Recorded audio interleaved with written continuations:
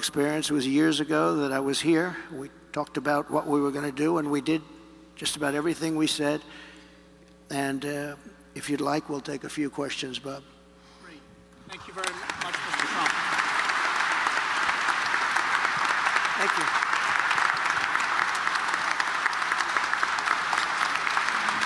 Thank you very much.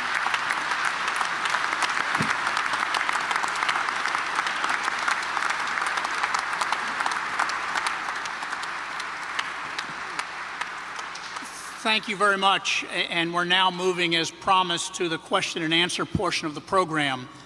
Our four very able questioners today are H. Rajan Cohen, the Senior Chair of Sullivan & Cromwell, Sandra Gerber, Founding and Managing Partner, CEO and CIO of Hudson Bay Capital, Mr. John Paulson, founder of Paulson & Company, and Rashma Sanjani, founder and CEO of Girls Who Code and Moms First. We're going to go in alphabetical order, and therefore, Raj, you have the first question.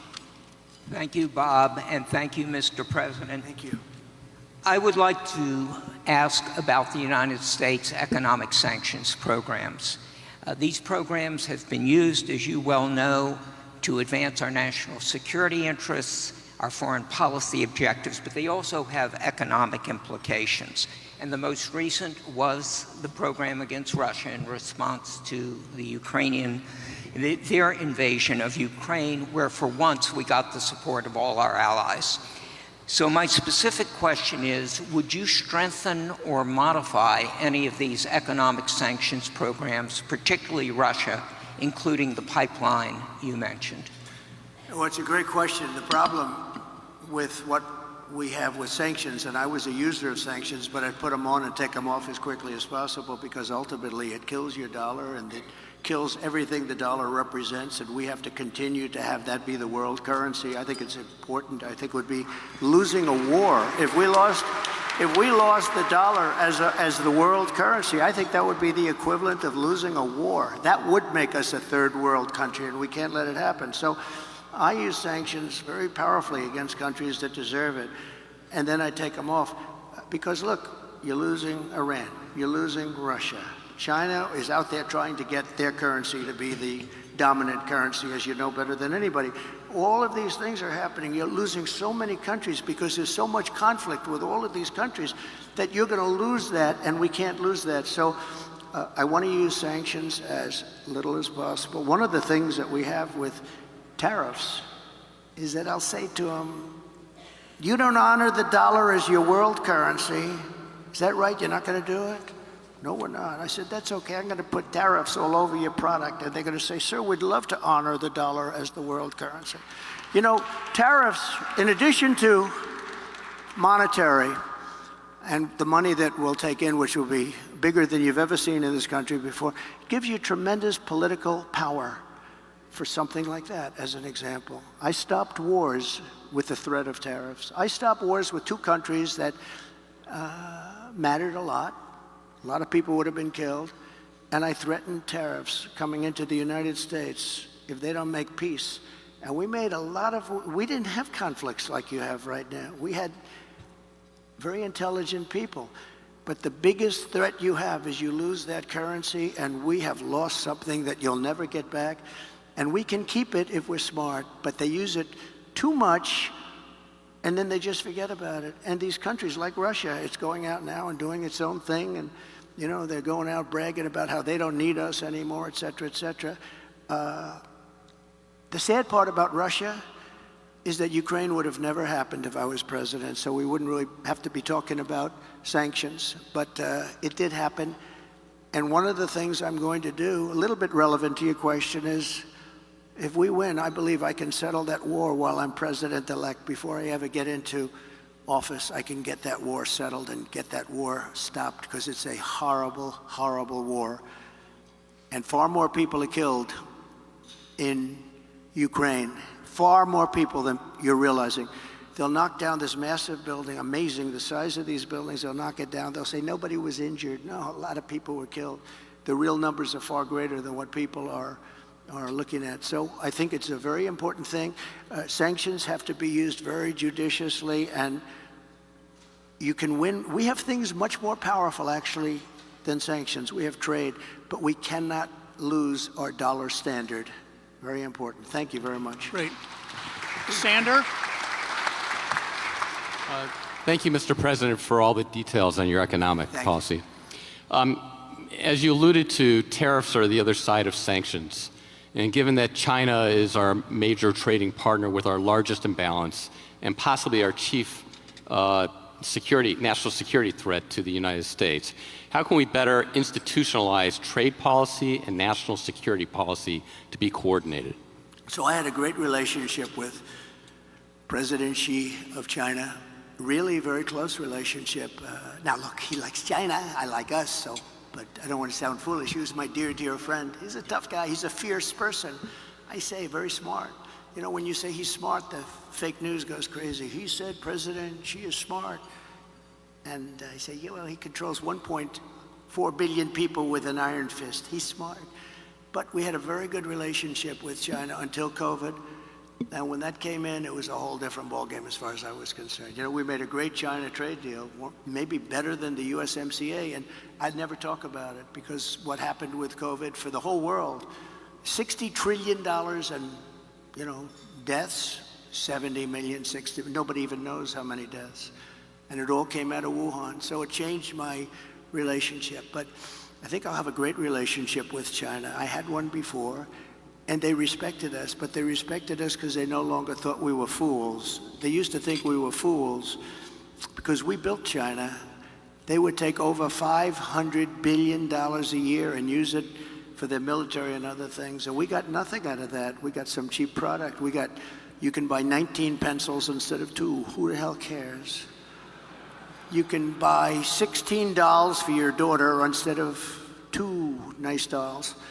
And we got very little out of that relationship. They got a tremendous military power, and they still have it today. So, but I believe we will have a very good relationship with China and with a lot of other countries that we're not getting along with too well today. And things are going to straighten out. We're going to get them straightened out very quickly. Very important that we get along with the rest of the world. You know, we have things today called nuclear weapons. I rebuilt our whole military, including our nuclear capability. And so I got very familiar with it.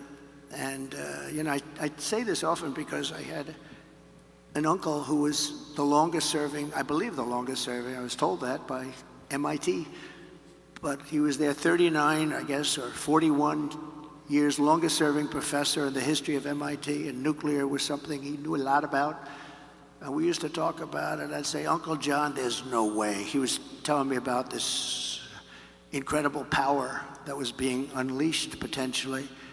And I say, Uncle John, you could never. And you know what? He was very modest because I've seen the destructive capability. And this world is going to have to get along because if that's ever unleashed, we already have too many countries that have at least remnants of it, some of it. But probably 5 countries, if you think. And Kim Jong-un, when I went to the White House after winning in 2016, I sat with President Obama, which is a ritual. And you sit and you talk. And I said, what's the biggest problem? He said, North Korea is the biggest problem. I don't think it's solvable.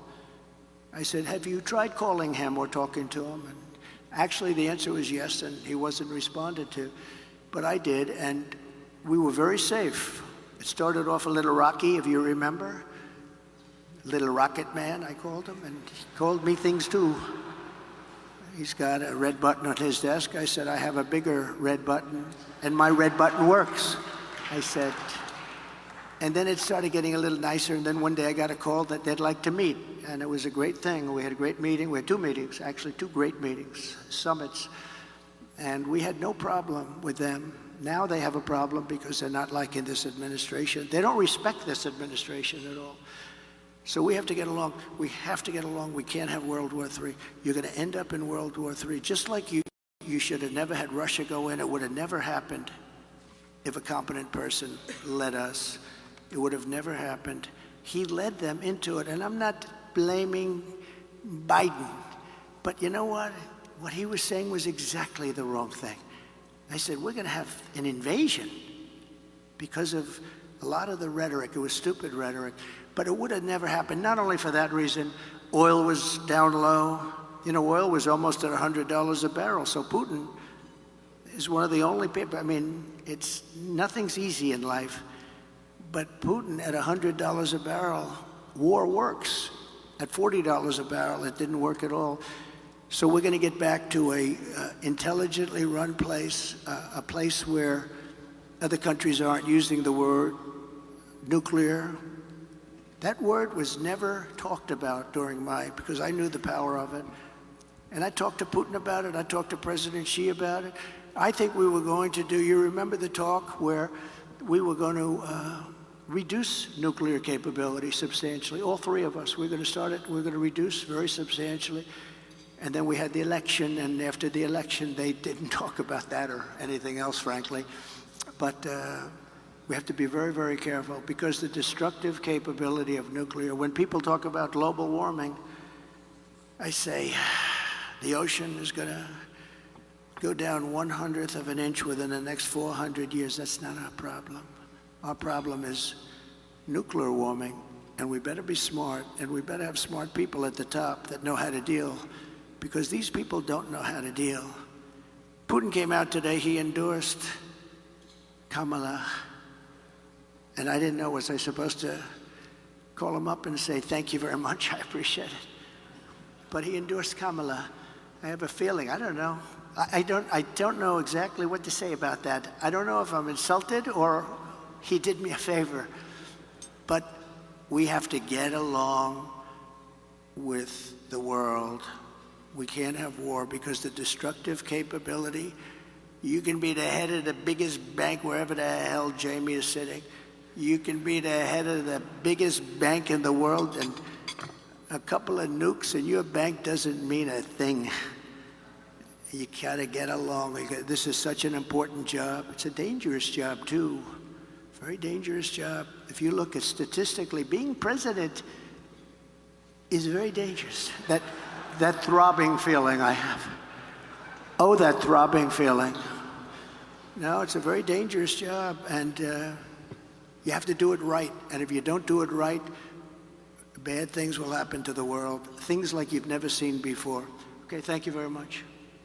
Thank you. Thank you. John Paulson behind me to your right, Mr. President. Hi, John. First, let me thank you for your presentation today. President Trump, in the last fiscal year, the fiscal deficit under the Biden administration was approximately $2 trillion. Under the policies you've announced, the deficit would come down from items such as increased revenues from tariffs, as well as eliminating the tax incentives for the Green New Deal. These gains would be mitigated by decreases in revenues from policies such as no tax on tips. Overall, what do you estimate will be the impact of the fiscal deficit from your policies? Well, we just hit record highs at numbers that nobody ever thought possible. You're right, it's over $2 trillion. Nobody thought that was a number that was, I mean, you could go back 4 years, nobody thought a number like that would be possible. It's crazy, it's just horrible, actually. But yeah, we're $2 trillion, and I view it as profit and loss to a certain extent. A lot of people say, oh, it's trade. You know, you have many people say trade deficits don't matter. I think they matter a lot. We're going to have tremendous growth. What I'm talking about is all about growth. The tax is relatively minor compared to the growth. We're going to make our money back on growth. We're going to also, we're going to grow like nobody's ever grown before. I think if this all works out, you're going to have the auto industry come back to America. Right now, China is building 2 auto factories in Mexico, massive auto factories. And they think they're going to make their cars in Mexico and send them back into the United States with no tax. It's not going to happen. Under this administration, it's going to happen. And they wanted to do that during my administration. I said, if you do it, we're going to put a 200% tariff on every car, and you'll never be able to see it. There will never be one car coming across our border. And if I would have let them do it, we would have had these 2 factories. Well, now they're building massive factories, more than 2, and they're going to kill Detroit. And the head of the union, the United Auto Workers in Detroit, has done a terrible, terrible job, just a terrible job. but we're going to bring tremendous growth back. And remember, we're also taking in a certain percentage. I won't name the percentage today, but it'll be a certain tariff percentage, which will be higher than people had heard in the past. And we will be bringing in billions and billions of dollars, which will directly reduce our deficits. Okay? Thank you very much. Good job you've done, by the way. Very good. Thank you. And the final question, Resma, is to you. Thank you. President Trump, you talked about how the increase in the price of food, gas, and rent is hurting families. But the real cost that's breaking families' backs and preventing women from participating in the workforce is childcare. Childcare is now more expensive than rent for working families and is costing the economy more than $122 billion a year, making it one of the most urgent economic issues that is facing our country. In fact, the cost of childcare is outpacing the cost of inflation, with the majority of American families of young children spending more than 20% of their income on childcare. One thing that Democrats and Republicans have in common is that both parties talk a lot about what they're going to do to address the childcare crisis, but neither party has delivered meaningful change. If you win in November, can you commit to prioritizing legislation to make childcare affordable? And if what specific piece of legislation will you advance? Well, I would do that, and we're sitting down. You know, I was somebody, we had Senator Marco Rubio, and my daughter Ivanka was so impactful on that issue. It's a very important issue. But I think when you talk about the kind of numbers that I'm talking about, that, because look, childcare is childcare. There's something, you have to have it. In this country, you have to have it. But when you talk about those numbers compared to the kind of numbers that I'm talking about by taxing foreign nations at levels that they're not used to, but they'll get used to it very quickly. And it's not going to stop them from doing business with us, but they'll have a very substantial tax when they send product into our country. Those numbers are so much bigger than any numbers that we're talking about, including childcare, that it's going to take care. We're going to have, I look forward to having no deficits within a fairly short period of time, coupled with the reductions that I told you about on waste and fraud and all of the other things that are going on in our country. Because I have to stay with childcare. I want to stay with childcare, but those numbers are small relative to the kind of economic numbers that I'm talking about, including growth, but growth also headed up by what the plan is that I just told you about. We're going to be getting in trillions of dollars, and as much as childcare is talked about as being expensive, it's relatively speaking not very expensive compared to the kind of numbers we'll be taking in. We're going to make this into an incredible country that can afford to take care of its people, and then we'll worry about the rest of the world. Let's help other people. But we're going to take care of our country first. This is about America first. It's about make America great again. We have to do it because right now we're a failing nation. So we'll take care of it. Thank you. Very good question. Thank you. Thank you, Bob. Thank you very much, Mr. Trump. It's great that you accepted our invitation to be with us today. Thank you, Raj, Sander, John, and Reshma, for your questions. The president is now going to be leaving the building, and so we want to all stay seated while he and his team leave. But as he leaves, let's all say thank you one more time for him accepting our invitation to be here today. Thank you, Bob. Thank you. Thank you. It's a great honor.